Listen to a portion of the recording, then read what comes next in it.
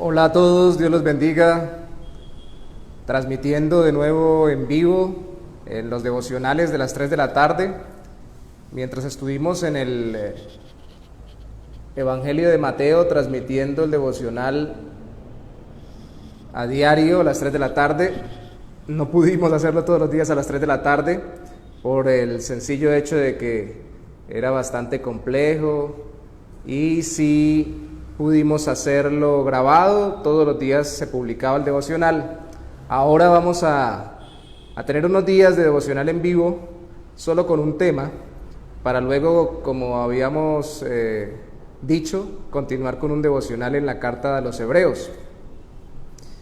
Vamos a tocar en estos días las bases fundamentales de la sexualidad humana, de acuerdo a la palabra de Dios. Hoy hay una conmoción en estos tiempos, desde hace rato, desde la mitad del siglo XX hacia acá, con respecto a cómo es que realmente el hombre debe entender su sexualidad, qué es el sexo, cómo es una pareja, si realmente solo es hombre y mujer, si se define por lo que la persona quiera, piense, sienta o decida, o si se define por su biología. Entonces, solo vamos a tocar algunos temas porque son devocionales cortos de unos cuantos minutos. Hoy vamos a empezar yendo a la base.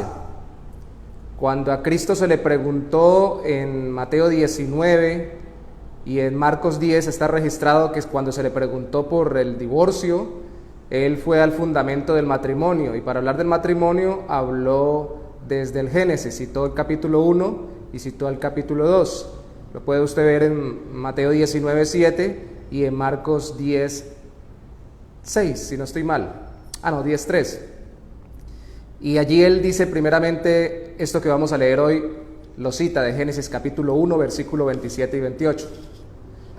Dice la palabra de Dios en Génesis 1, 27 y 28. Y creó Dios al hombre a su imagen, a imagen de Dios lo creó, varón y hembra los creó. Y los bendijo Dios y les dijo: fructificad y multiplicaos, llenad la tierra y sojuzgadla, y señoread en los peces del mar, en las aves de los cielos, y en todas las bestias que se mueven sobre la tierra. Varón y hembra los creó. Esto es muy importante porque Dios no crea 3 sexos, 4 sexos, sino crea solo 2 sexos, varón y hembra. Y esto es muy importante porque el relato de Génesis capítulo 1 es complementario al relato de Génesis capítulo 2. En el capítulo 1 es más desde el punto de vista físico de la creación de Dios en los 6 días, y en el Génesis capítulo 2 es como si abriera un espacio desde el punto de vista relacional de cómo Él se relaciona con su creación, especialmente con el ser humano, que es la corona de su creación. De tal forma que en el Génesis capítulo 1, el relato nos muestra que la sexualidad es un diseño divino para la procreación. Es un diseño divino para la procreación. Es obvio que el texto nos está diciendo que los creó varón y hembra, pero obviamente cuando usted mira los originales, la palabra varón y la palabra hembra no son la misma que aparecen para hombre y mujer cuando se relata en el capítulo 2 de Génesis. Porque en el capítulo 2, vuelvo, insisto, es más relacional, y el capítulo 1 es más biológico, más creativo en el sentido de vista físico. Y aquí enfatiza que debemos multiplicarnos, llenar la tierra y sojuzgarla o gobernarla junto con Dios. Creados a la imagen de Dios, se ha dicho que es ser creados con la capacidad de relacionarnos con Él. Se ha dicho que antes del pecado, en santidad y justicia, haber sido creados con la capacidad de pensar, con la capacidad de decidir, con la capacidad de muchas cosas, de reflejarlo a Él, pero especialmente en el capítulo 1 es la capacidad de reflejar su señorío, porque precisamente Dios es el que se enseñorea de todo, y cuando dice que va a crear al hombre a su imagen y semejanza, le dice que se multiplique, lo crea varón y hembra para que se pueda multiplicar, y al hacer esto le dice que señoree, que llene la tierra y se multiplique. Alguien podría decir, pero bueno, llenar la tierra y multiplicarse podría llenarla de cosas y no de ellos mismos, y no para esto pudo ser la sexualidad. Pues bueno, el mismo contexto nos enseña en el versículo 22 del mismo Génesis 1: y Dios los bendijo a los peces del mar, a los seres que había creado en las aguas, diciendo: fructificad y multiplicaos y llenad las aguas en los mares y multiplíquense las aves en la tierra. Ahí está claro que la multiplicación es física y eso solamente se puede hacer por medio de la sexualidad. Entonces se crean géneros sexuales biológicamente compatibles para que puedan generar hijos o tener procreación o tener muchachos, hijos e hijas. Esto queda claro porque cuando en Génesis capítulo 4 se narra que Adán conoció a Eva, no dice que tuvo relaciones sexuales, pero una versión como la nueva traducción viviente traduce tuvieron relaciones sexuales, porque conocer era un eufemismo para referirse a la intimidad sexual, de tal forma que conoció a Adán y a Eva y tuvieron, o ella concibió y tuvo a Caín, significa que tuvieron relaciones. Esto queda mucho más claro en Génesis capítulo 9, versículo 7, después del diluvio, cuando por la maldad de la tierra Dios había juzgado a la humanidad, le da un nuevo inicio, un nuevo comienzo. Ese nuevo comienzo, paradójicamente contrario a lo que hoy se dice para abanderarse con sexos que no son los biológicos o los creados por Dios, ese nuevo comienzo es testificado por Dios a través del arco iris, esa nueva creación, esa nueva oportunidad. Eso es lo que simboliza, una nueva oportunidad para la creación y especialmente para los seres humanos, el arco iris.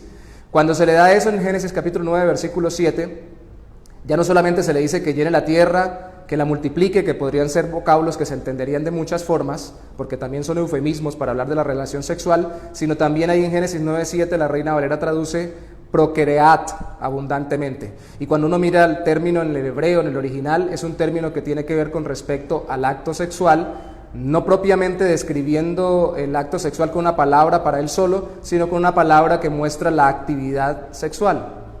Entonces, tienen que ser géneros funcionales, tiene que ser una sexualidad para procrear. Dios diseñó la sexualidad para procrearnos, para tener hijos e hijas, para llenar la tierra y sojuzgarla. Ya citamos Génesis 4, Génesis 9, en Génesis 5 también se dice en el capítulo 2 que se debe multiplicar se debe llenar la tierra y sojuzgarla. De hecho, permítame, lo busco rápidamente.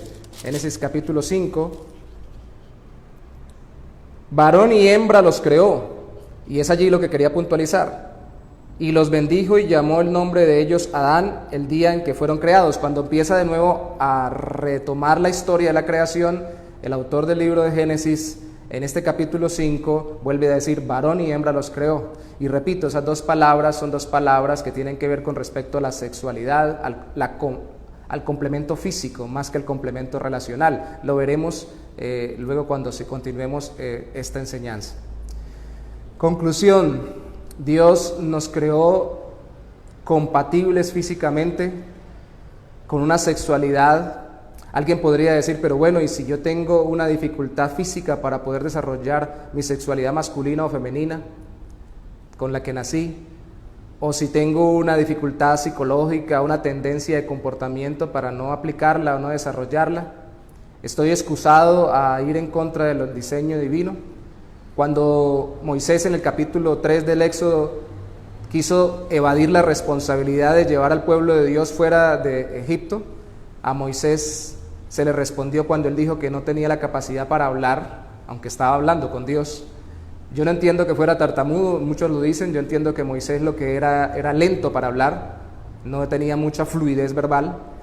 Y Dios le dice, yo creé al que habla y al mudo, yo creé a todos. Y en otras partes de la Biblia él dice que todo lo hizo para su gloria. Claro, el diseño original antes del pecado, lo veremos dentro de unos 2 días, no consentía la distorsión biológica o la enfermedad ni la muerte. Eso entra después del pecado. Pero cuando Dios permite que alguien venga, nazca y tenga una dificultad física en cualquier área o una dificultad emocional para desarrollar esas capacidades físicas que Dios le ha dado, incluyendo la sexualidad, no le es excusa para no admitir que Dios lo creó varón o hembra y desarrollar su sexualidad conforme al diseño que Dios le dio. Y ahora solamente estamos hablando del diseño para la procreación. Es por eso que el matrimonio se llama matrimonio, porque tiene la capacidad de hacer que conciba una matriz. porque son dos sexos que se pueden unir para procrear, y por eso todos los demás van en discordancia con el diseño de Dios. Pidámosle al Señor que nos guíe, porque la mayoría de las personas están no queriendo ver que Dios es el que diseñó la sexualidad, y lo que tenemos es que tener una cosmovisión bíblica y no simplemente argumentos. Hay muchos argumentos que podemos dar, pero la realidad es que Dios nos diseñó para su gloria, conforme a su voluntad. Él sabe si usted es varón, si usted es hembra, si usted es hombre, si usted es mujer, y puede darle la alegría de desarrollar su sexualidad para la gloria de Él, conforme a su voluntad. Señor, te damos gracias en esta hora. Te pedimos, oh Santo Señor, nos ayudes no solamente a aceptar el hecho de que somos varón o mujer, cada uno de los que estamos viendo este devocional, sino también a gozarnos en saber que tú nos diseñaste de esta forma. No pedimos ser ni lo uno ni lo otro, pero entendemos que es un privilegio, primero, haber recibido vida, y segundo, haber recibido una sexualidad para desarrollarla en esta vida físicamente, con todo lo que ello conlleva, con todas las bendiciones y los privilegios, y con las responsabilidades y dificultades de este tiempo. Ayúdanos a vivir como varones, ayúdanos a vivir las que son mujeres como mujeres, aceptándolo, gozándonos, y al mismo tiempo mostrando al mundo, antes que simplemente refutando otras teorías de la sexualidad distintas a lo que la Biblia enseña como verdad, que lo disfrutemos y les mostremos con nuestro gozo que lo que tú has diseñado es para tu gloria y para nuestro bien. Te lo pedimos en el nombre de Jesús. Amén. Dios los bendiga. Nos vemos mañana en el capítulo 2 de Génesis para continuar sobre el diseño divino para la sexualidad. Bendiciones.